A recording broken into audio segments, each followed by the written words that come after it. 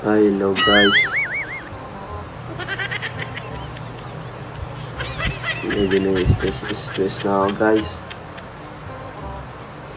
Mga namabas sa akin, mga nagbabanta sa akin guys. Hinahanap ko na si Manong Rider para matapos na yung problema. Wala na yung mga mambabas.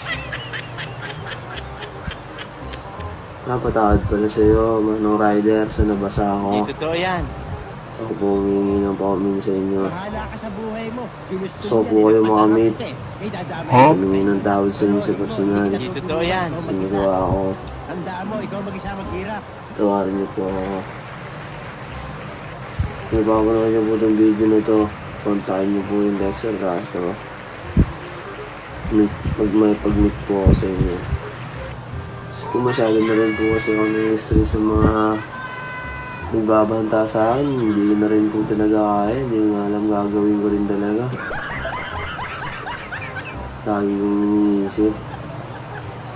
Kaya Manong Rider, kung sana po mapanood niyo po ito.